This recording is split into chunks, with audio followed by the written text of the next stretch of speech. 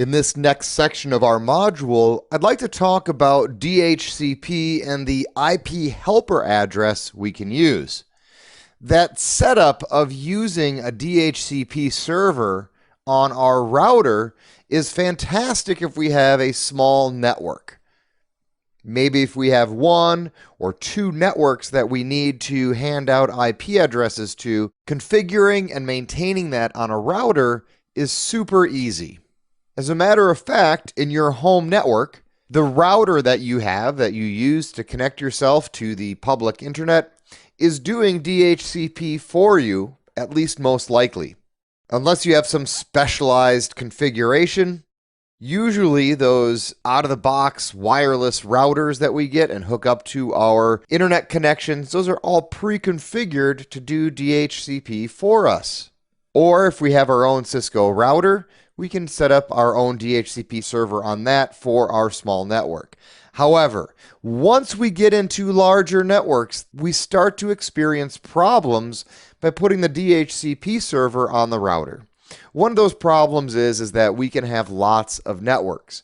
One of the organizations I worked for had 300 or 400 or 500 networks that it handed out IP addresses to. And the last thing that we wanted to do as network administrators is set up the DHCP configuration on each router that connects to the device. What we preferred to do instead is set up a common DHCP server for the entire network, and that one DHCP server would have all of the scopes of all of the networks and all of the addresses that we would hand out. So that's this case that I'm showing you on the screen right now. We have a router with two different networks connected to it, and then there's a DHCP server someplace else on the network at a different IP address. When a DHCP client sends out the DHCP discover message, it's expecting that a device on the local subnet or the local broadcast domain will respond. In this case, there is no DHCP server on the 10.0.0.1 network. So what we need to do on F01 and F00 is add a special feature called the IP Helper Address. The IP Helper Address works for several protocols, including DHCP. It is a mechanism for the interface of the router to understand that it's going to receive a DHCP discover message, and when it receives that discover message, it is going to forward that message onto our DHCP server wherever that exists on our network. In this case, I have the DHCP server configured for 172.16.1.68, so my helper address on both of my interfaces is going to be configured with that 172.16.1.68 address. Then what will happen is when I send out my discover message, the discover message will hit the router, and when it hits the router is going to change the destination IP address of my DHCP discover message. Initially, it's going to be 255.255.255.255. It's going to change that destination to that address.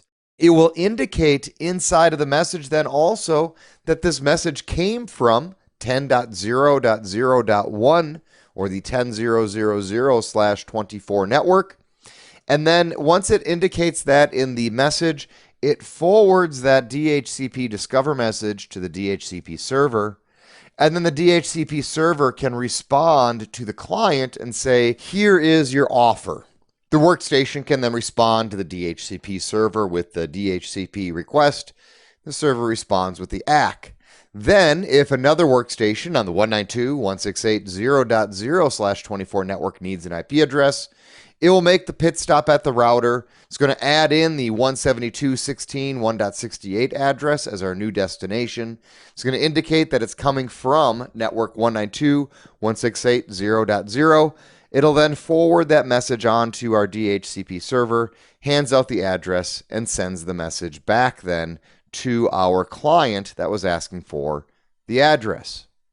The secrets here are that when we're using that helper address is adding a few pieces of information into our DHCP discover message so that we can get that message both forwarded to the right DHCP server and additionally indicate what network we are sourcing that DHCP discover message from.